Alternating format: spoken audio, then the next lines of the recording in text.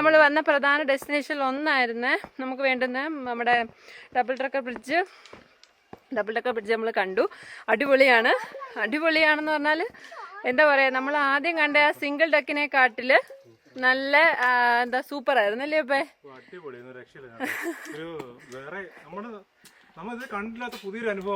അതെ അതെ, അത് വെച്ചത് അത്രയ്ക്ക് സ്ട്രെങ്ത് ആണ്. അതിനൊരു വലിയ ആട്ടോ കുലുക്കോ ഒന്നുമില്ല.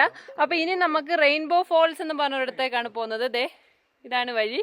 നമ്മൾ ഇനി റെയിൻബോ ഫോൾസിലേക്കല്ലേ അപ്പേ? Okay okay. അപ്പൊ ഇവിടുന്ന് 1 മണിക്കൂർ ട്രക്കിംഗ് കൂടെ ഉണ്ട് റെയിൻബോ ഫോൾസിലേക്ക്. അപ്പൊ ഈ റെയിൻബോ ഫോൾസിന്റെ പ്രത്യേകത എന്ന് പറഞ്ഞു കഴിഞ്ഞാൽ ഒരു ഉച്ച വരെ ആ വെള്ളച്ചാട്ടത്തിലേക്ക് വെയിലടിക്കുമ്പോൾ നമുക്ക് മഴവില്ലുകൾ കാണാൻ പറ്റും. അതാണ് അതിന്റെ പ്രത്യേകത എന്ന് പറയുന്നത്. അപ്പം ഇനി 2 മണിക്കൂറിനകത്ത് ചെന്നാലേ അത് പറ്റൂ. 2 മണിക്കൂർ എടുക്കും നമ്മൾ അവിടെ എത്താനായിട്ട്.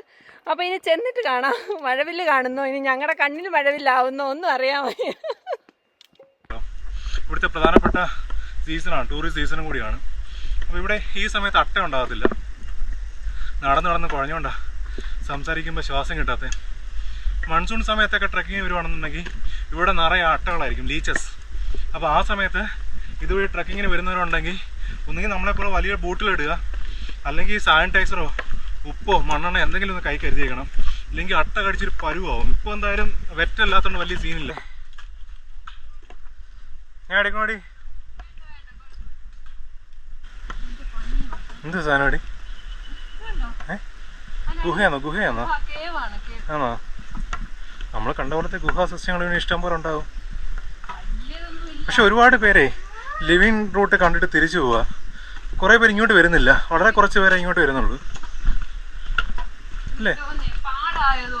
ബുദ്ധിമുട്ടാണ്. ഒന്നാമത് കാടാ.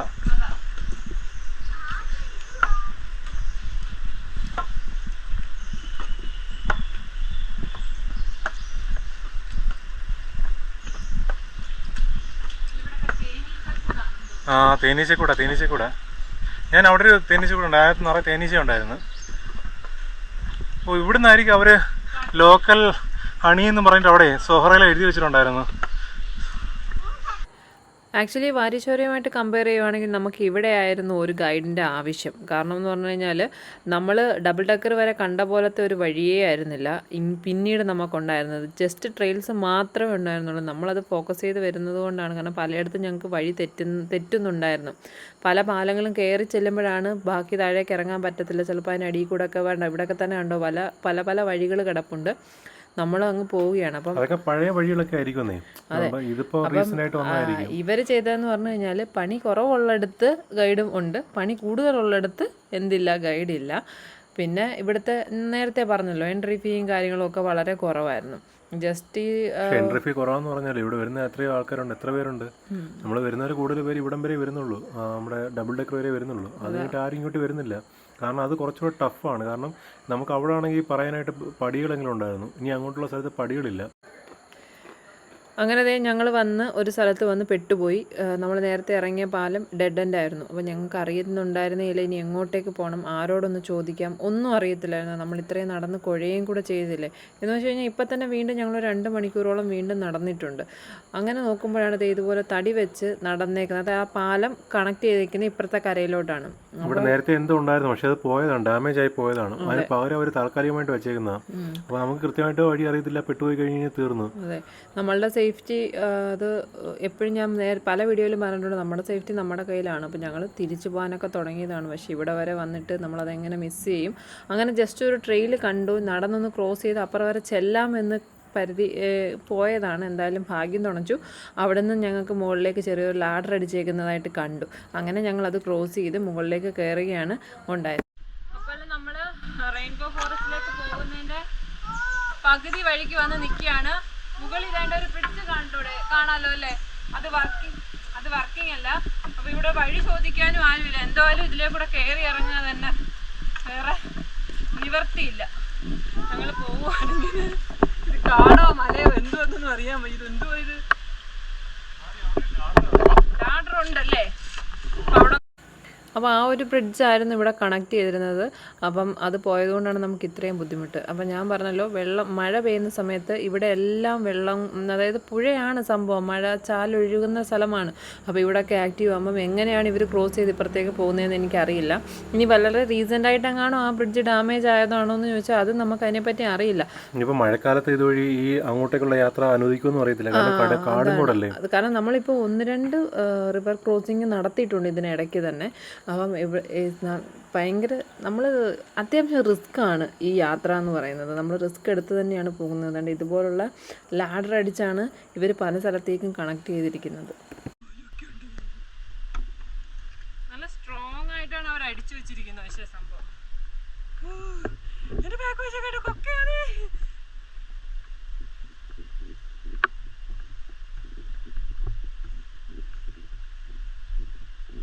വഴിയുണ്ടോപ്പേ? അപ്പം സക്സസ് കേറിയതിന്. അപ്പോൾ ഇവിടെ വഴിയുണ്ട്. അതെ, നമുക്കിവിടെ നിന്ന് എന്തെങ്കിലും കഴിക്കാം. അത്യാവശ്യം കുറച്ച് സ്നാക്സ് വാങ്ങിച്ചിട്ടിട്ടാണ് വന്നത്. വെള്ളം മാത്രം തീർന്നു പോയി. അതെ അതെ അതെ, ഇതേ കിടക്കുന്നു വഴി. അയ്യോ,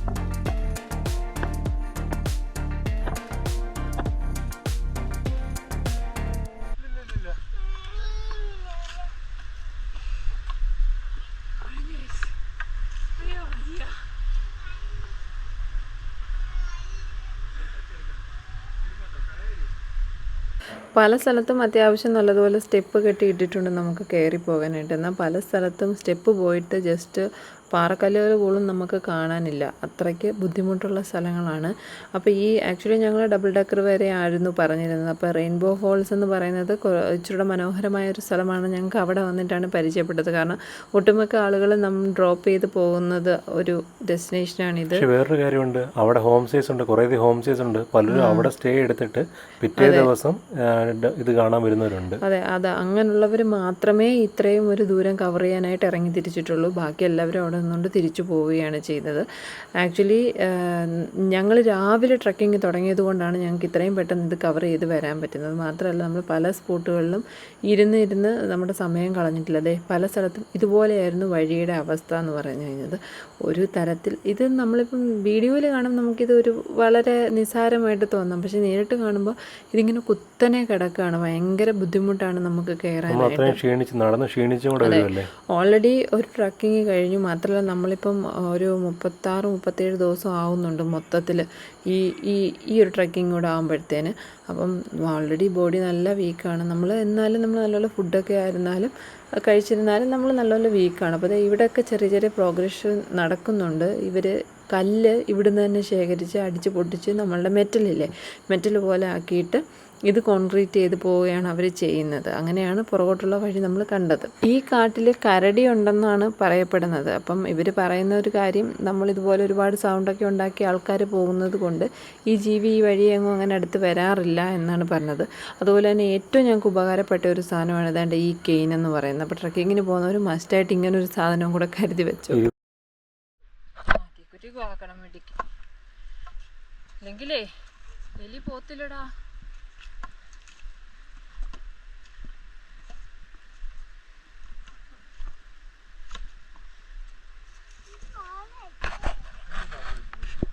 ൊക്കെ വെള്ളം വരുന്നുണ്ട്. അപ്പോൾ ആ വെള്ളം ഇവരുടെ വീടുകളിലേക്ക് വിലയിൽ പോകാൻ വേണ്ടി ഓവിട്ടിട്ടുണ്ട്. അപ്പോൾ അങ്ങനെ ഒരു സ്ഥലത്ത് വന്നപ്പം അത് പൊട്ടിക്കിടക്കുമായിരുന്നു. അപ്പോൾ നമ്മുടെ കുപ്പിയാണല്ലോ, അതിൽ നിന്ന് വെള്ളം നിറയ്ക്കുക.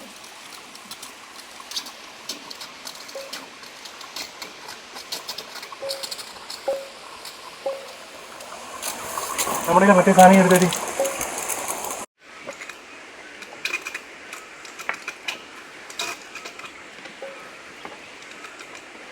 വീഴുന്നുണ്ട്.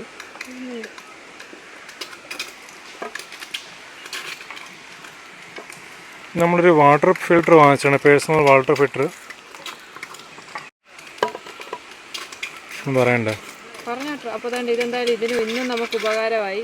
അതെ ഭയങ്കര കണ്ണിന് കൊടുക്കാനെങ്കിലും ഉപയോഗിക്കാതെ.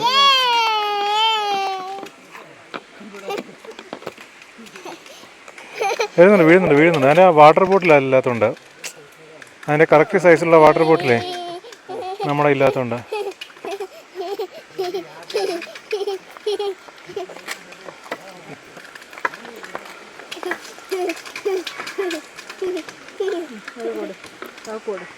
കണ്ണു കുടിച്ചാട്ടാ.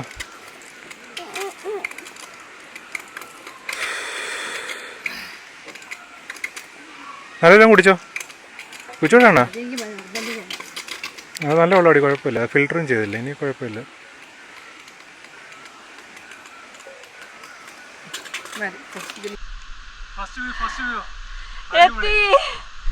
അയ്യോ കണ്ടു തുടങ്ങി.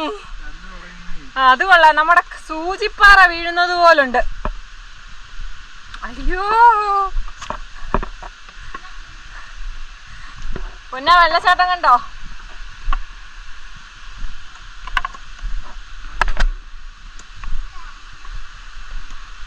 അയ്യോ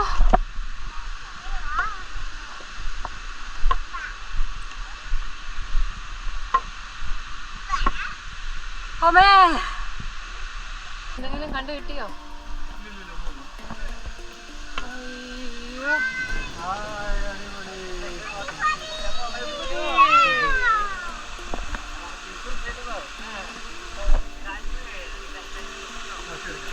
ഇവിടെ ഇതിനകത്ത് റെയിൻബോ ഒന്നും ഇല്ലല്ലോ. അതുകൊണ്ട് തന്നെയായിരുന്നു ഇതിനെ റെയിൻബോ എന്ന് പറയുന്നേ.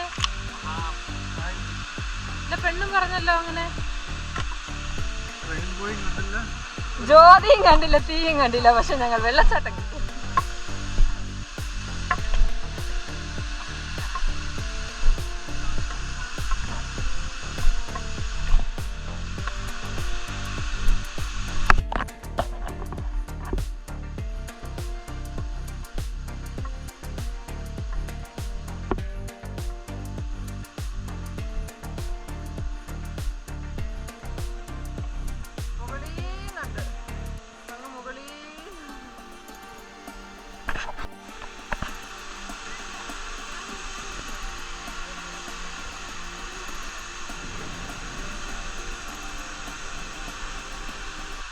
അങ്ങനെയുണ്ടേ, അടിപൊളിയല്ലേ?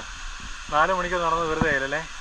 അതിൻ്റെ നടുക്കുണ്ട് ആ ഒരു ഇത് കാണാൻ പറ്റും, റെയിൻബോയുടെ കാണാൻ പറ്റും. പക്ഷേ ഗോപ്രോയിൽ കിട്ടുന്നില്ല, ഫോണിൽ കിട്ടും. നോക്കി, ഇതുകൊണ്ടാണ് ഗൈസ് ഇതിനെ റെയിൻബോ ഫാൾസ് എന്ന് പറയുന്നത്. ഈ ഉച്ചവരെയുള്ള സമയത്തൂടെ വന്നു കഴിഞ്ഞാൽ നമുക്ക് ആ ഒരു റെയിൻബോ കാണാൻ പറ്റും. നല്ല രസമുണ്ട് ഇവിടെ നിന്ന് കാണാൻ. ക്യാമറയിൽ അത്രയും കിട്ടുന്നുണ്ടോ എനിക്കറിയില്ല, എനിക്ക് കമ്പ്യൂട്ടറിൽ കിട്ടു നോക്കിയാലേ അറിയാൻ പറ്റത്തുള്ളൂ. അങ്ങനെ മണിക്കൂറുകളത്തെ ട്രക്കിങ്ങിന് ശേഷം ജീവിതത്തിൽ ആദ്യമായിട്ടാണ് ഇത്രയും ലെങ്തി ആയിട്ട് ട്രക്കിങ് നടത്തുന്നത്. അതിനുശേഷം എന്തായാലും അത് ഡിമ്മായിപ്പോയി. വെയിലുള്ളപ്പോൾ മാത്രമേ അതിനകത്ത് റെയിൻബോ വരത്തുള്ളൂ. തന്നെ എൻ്റെ ഈ കൈ പാസ് ചെയ്യുന്നതാണ് റെയിൻബോ. ഇപ്പം വെയിൽ പോയത് കൊണ്ടാണ് കാണാൻ പറ്റാത്തത്. അവിടുത്തെ ആ വെള്ളമൊക്കെ കാണാൻ നല്ല സൂപ്പറാണ്. നിറം അതാ, കുളിക്കാതിരിക്കാൻ ഇവിടെ ഇതുവരെ ആളെ വെച്ചിട്ടൊക്കെ ഉണ്ട്. അപ്പോൾ ഞങ്ങൾ അടിപൊളി സൂപ്പർ, ഒരു രക്ഷയില്ല. എന്താ പറയുക, നമ്മൾ കേരളത്തിലും ഉണ്ട് ഇതുപോലെയൊക്കെയുള്ള വെള്ളച്ചാട്ടങ്ങൾ, പക്ഷേ ഇത് എൻ്റയർലി ഡിഫറെൻ്റ് ആണ്. കണ്ടോ, ഇവിടുത്തെ വെള്ളത്തിൻ്റെ നിറം തന്നെ കണ്ടോ, ഭയങ്കര വ്യത്യാസമാണ്. നോക്ക്, സൂപ്പർ. എന്ത് ടോപ്പിൽ നിന്നാണ് വീഴുന്നതെന്നും അടിപൊളി. അപ്പം വെള്ളച്ചാട്ടവും ട്രക്കിങ്ങിൻ്റെ ഒക്കെ വീഡിയോ നിങ്ങൾ കണ്ടെന്ന് തോന്നുന്നു. ഞങ്ങൾ എത്രമാത്രം ബുദ്ധിമുട്ടിയാണ് ഇവിടെ വരെ എത്തിയതെന്നുള്ളത് മനസ്സിലായി കാണുമല്ലോ. അപ്പം നിങ്ങളുടെ വിലയേറിയ അഭിപ്രായങ്ങളും നിർദ്ദേശങ്ങളും ഒക്കെ. അതെ, റെയിൻബോ വീണ്ടും വന്നിട്ടുണ്ട്. വെയിൽ വരുമ്പോഴാണ് റെയിൻബോ വരുന്നത്. അത് കാണാം. അപ്പം കമൻറ്റ് ബോക്സിൽ പറയുക, നിങ്ങളുടെ സപ്പോർട്ട് ഞങ്ങൾക്ക് ആവശ്യമാണ്. ഇനി തിരിച്ചു പോകാനുണ്ട്, പോയാൽ മാത്രമേ ഞങ്ങൾക്ക് ഇതൊക്കെ ഇനി അപ്ലോഡ് ചെയ്യാൻ പറ്റത്തുള്ളൂ. അപ്പോൾ ഞങ്ങൾ ഉടനെ തിരിച്ചു പോവുകയാണ്. കാരണം ഇവിടെ നിന്ന് ഒരു 3-4 മണിക്കൂറുണ്ട്. ഇറങ്ങി കയറി ഇരുന്ന് ഇറങ്ങിയൊക്കെ വേണം പോവാൻ. അപ്പോൾ ഓക്കെ, ബൈ. കണ്ണാ ചേട്ട വരാം. ഇതിനകത്ത് കിട്ടുന്നുണ്ട് റെയിൻബോ. ആണ് നടുക്ക് കാണാം. ചെറിയ നന്നായിട്ട് വെട്ടമടിക്കുമ്പോഴാണ് നന്നായിട്ട് വിസിബിൾ ആവുന്നത്. അപ്പോൾ വന്നത് വെറുതെ ആയില്ല ഗെയ്സ്. 4-5 മണിക്കൂർ നടന്നത് വെറുതെ ആയില്ല. നമ്മളുടെ റെയിൻബോ ഫാൾസ്, നമ്മൾ റെയിൻബോ കണ്ടിരിക്കുന്നു. അങ്ങനെ ഞങ്ങൾ നടന്നു വന്നത് വെറുതെ ആയില്ല, ഞങ്ങൾ റെയിൻബോ കണ്ടു. ഒരു രക്ഷയില്ല കേട്ടോ. 3-4 മണിക്കൂർ കാട്ടിനകത്തുകൂടി നല്ല രീതിയിൽ നടക്കാനുണ്ടായിരുന്നു. അടിപൊളി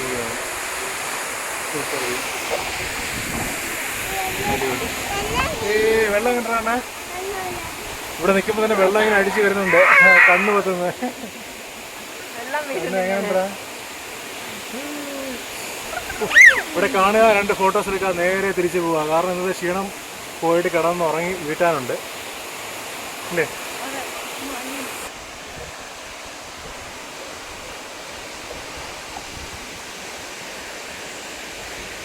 2 മണിക്കൂർ കൂടുതൽ നടക്കാനുണ്ട്. അത് അവിടുന്ന് പിന്നെ ഉണ്ട് 2 മണിക്കൂർ. കുറച്ചുകൂടി ഹാർഡാണ് ഈ ക്ലൈംബറിൽ നിന്നും റെയിൻബോ ഫാൾസിലേക്കുള്ള ട്രെക്കിംഗ് എന്ന് പറയുന്നത്. അപ്പോൾ ഞങ്ങൾ സ്നാക്സായിട്ട് ബിസ്ക്കറ്റ്, പിന്നെ ഇതുപോലത്തെ ഡയറി മിൽക്ക്, കപ്പലണ്ടി, പട്ടാണി, അപ്പോൾ അങ്ങനത്തെ കുറച്ച് ഐറ്റംസ് വാങ്ങിച്ച് വെച്ചിരുന്നു. അപ്പോൾ നിങ്ങളിങ്ങനെ പ്ലാൻ ചെയ്യുന്നുണ്ടെങ്കിൽ നന്നായിട്ട് വെള്ളം കുടി. കാരണം വെള്ളം ഒരു ചെറിയ കുപ്പിയിൽ വരുന്ന വഴിക്കുന്ന ചെറിയ ചെറിയ ഫാൾസ് ഉണ്ട്. അപ്പോൾ അവിടെ നമുക്ക് റീചാർജ് ചെയ്യാവുന്നുള്ളൂ വെള്ളമൊക്കെ. അപ്പം വെള്ളം നമുക്ക് ചെറിയ കുപ്പിയാണെങ്കിൽ നമുക്ക് റീചാർജ് ചെയ്ത് ഇടയ്ക്കിടയ്ക്ക് സിപ്പ് ചെയ്തുകൊണ്ട് പോകാം. റെസ്റ്റ് എടുത്ത് പതുക്കെ കയറി ഇതുപോലത്തെ സാധനങ്ങളും കഴിച്ച് പോയാൽ മതി. നമുക്ക് ഈസി ആയിട്ട് പോയിട്ട് തിരിച്ചു വരാൻ പറ്റും. രാവിലെ ഇറങ്ങുന്നതായിരിക്കും നല്ലത്. രാവിലെ ഇറങ്ങണം. ഒരു 7 മണിക്ക് ഇറങ്ങി കഴിഞ്ഞ് കഴിഞ്ഞാൽ 7 മണിക്ക് ഇവിടെ എത്തണം. 7 മണിക്ക് ഇവിടുന്ന് ട്രെക്കിംഗ് തുടങ്ങി കഴിഞ്ഞ് കഴിഞ്ഞാൽ ഒരു 9 മണിയാകുമ്പോഴത്തേക്ക് ഡബിൾ ഡെക്കർ എത്താം. ഒരു 11 മണിയാകുമ്പോഴത്തേക്ക് നമുക്ക് റെയിൻബോ ഫാൾസിലും എത്താം. അപ്പം ഇവിടുത്തെ എന്ന് വെച്ച് കഴിഞ്ഞാൽ റെയിൻബോ ഫാൾസിൽ സൂര്യനുള്ളപ്പോഴേ വന്നിട്ട് കാര്യമുള്ളൂ. എങ്കിൽ റെയിൻബോ കാണാൻ പറ്റത്തില്ല, എങ്കിൽ അതിൻ്റെ ഒരു ഭംഗി വരത്തുള്ളൂ. ഇല്ലെങ്കിൽ പിന്നെ നമ്മൾ നടന്ന അത്രയും ഒരു വേര് പോയി 1 മണി ആകുമ്പോഴത്തേന് പോകും. കാരണം ആ മലയ്ക്ക് അപ്പുറം പോയി, പടിഞ്ഞാറോട്ട് പോയി, അപ്പുറത്തോട്ട് പിന്നെ വന്നിട്ട് കാര്യമില്ല. അപ്പൊ അങ്ങനെ ആ രീതിയിൽ പ്ലാൻ ചെയ്യുന്നതായിരിക്കും ബെറ്റർ എന്ന് പറയുന്നത്. പിന്നെ നടത്തം എന്ന് പറയുന്നത് രക്ഷയില്ല നടത്തമാണ്. ഫിസിക്കലി നല്ല ഫിറ്റ് ആയിരിക്കണം, നല്ല രീതിയിൽ വെള്ളം കുടിക്കണം, അതുപോലെ തന്നെ നല്ലപോലെ ഉറങ്ങിയിട്ടൊക്കെ എണ്ണിച്ച് വരണം. അതെ. നമുക്ക് ഡോങ് വാലിനെ പറ്റുന്ന അറിയാമോ? നമ്മൾ രാത്രി 1:30 എണ്ണീച്ച് പോയി, ഉറക്കം മുഴുക്കാതെ എണ്ണീച്ച് പോയാൽ അത്രയ്ക്ക് ക്ഷീണം വന്ന്. അപ്പൊ ഒന്ന് റിഫ്രഷ് ആവാൻ വേണ്ടിട്ട് ഇരുന്നതാണ്. അതിനുശേഷം തിരിച്ചു പോകുന്നത് കാണാം. ഓക്കെ, ഈ കാഴ്ചകളൊക്കെ തന്നെ. ഈ ഒരു തണുത്ത വെള്ളത്തിൽ ഒന്ന് കുളിക്കാൻ പറഞ്ഞു കഴിഞ്ഞാൽ ഭയങ്കര ഫീലാണ് കേസ്. നല്ല ആ ചൂടൊക്കെ ഒന്ന് മാറി ബോഡി ഭയങ്കര ഫ്രഷ് ആവും. വേറെ ആരെങ്കിലും വന്ന് കാണുന്നതിന് ആ താഴെയൊന്നും തിരിച്ച് കയറുകയാണ്. ഒരു രക്ഷയില്ല കേട്ടോ. ശരിക്കും നമ്മുടെ ബൂട്ട് ഭയങ്കര അനുഗ്രഹമായിരുന്നു കേട്ടോ. പലയിടത്തും വീഴാൻ തുടങ്ങിയപ്പോഴും ആ ബൂട്ടാണ് ആംഗിൾ സപ്പോർട്ട് ചെയ്യുന്ന ഗ്രിപ്പ് നൽകിയത്. ശരിക്കും നിങ്ങളിങ്ങനത്തെ ഒരു ട്രക്ക് പ്ലാൻ ചെയ്യുന്ന അല്ലെങ്കിൽ വരുന്നുവെങ്കിൽ നല്ലൊരു ബൂട്ടിൽ ഇൻവെസ്റ്റ് ചെയ്യുന്നത് നല്ലതായിരിക്കും.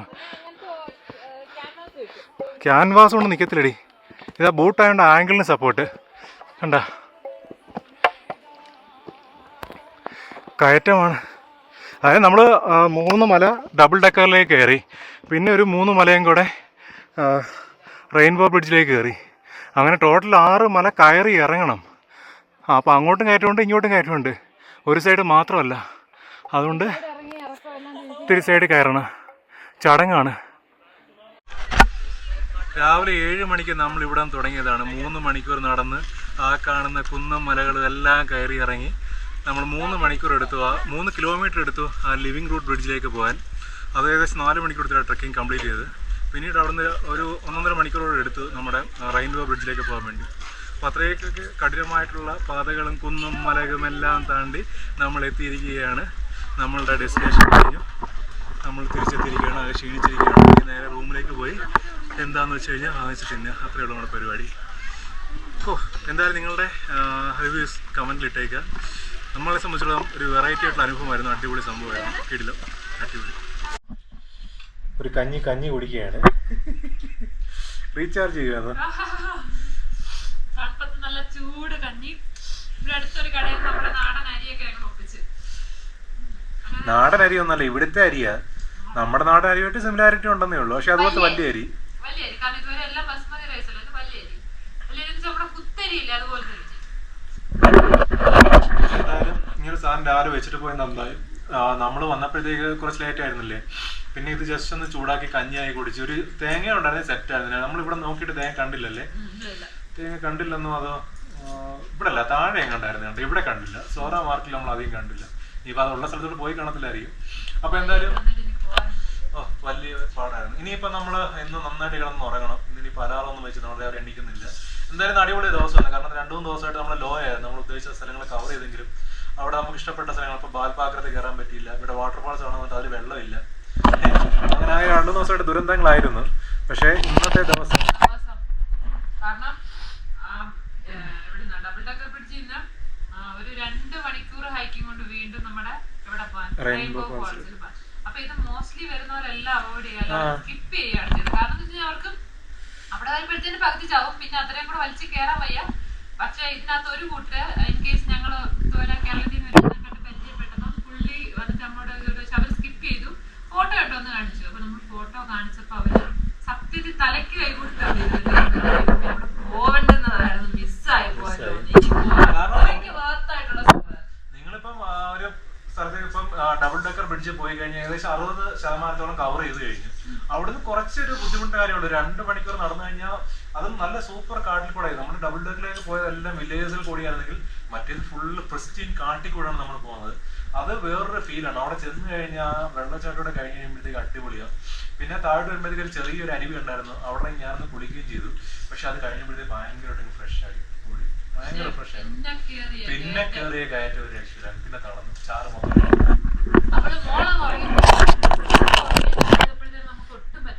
അതാ നമുക്ക് അന്ന് അവിടെയും പറ്റിയത്. ഉറങ്ങി കിടന്ന കുഞ്ഞിനെ എടുത്തോണ്ട് പോയപ്പോഴത്തേക്ക് ഭയങ്കര ബുദ്ധിമുട്ടായി.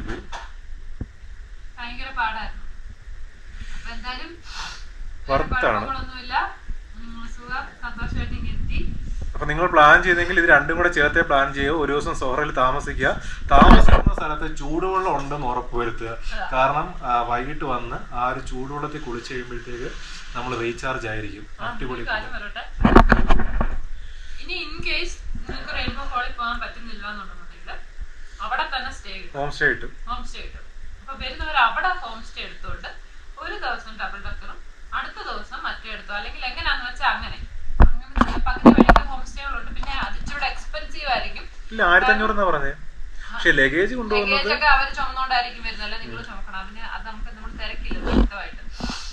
പിന്നത്തെ കാര്യം 10 രൂപയുടെ സാധനത്തിന് അവിടെ 50 രൂപ. അത് അവർ ചുമന്നോണ്ട് വെച്ചേക്കുവാണ്, ശരിയാണ്, അതൊക്കെ സമ്മതിക്കാം. പക്ഷെ എക്സ്പെൻസ് നോക്കി അല്ലെങ്കിൽ ചാർട്ട് ചെയ്ത് പോകുന്നവരാണെങ്കിൽ അത് ബുദ്ധിമുട്ടായിരിക്കും. അപ്പൊ അതുകൂടെ നോക്കാം. പക്ഷെ വേർത്താണ്. നല്ല സൂപ്പർ സ്ഥലം. ഞാൻ വീഡിയോയിലൊക്കെ പക്ഷെ ആ റെയിൻബോ ഫോള് സൂപ്പറായിരുന്നു. ഞാൻ കഞ്ഞി കുടിക്കുന്ന ധൃതിയില്ല. ഇനി ബാക്കി അത് കഴിഞ്ഞിട്ടേ ഉള്ളൂ.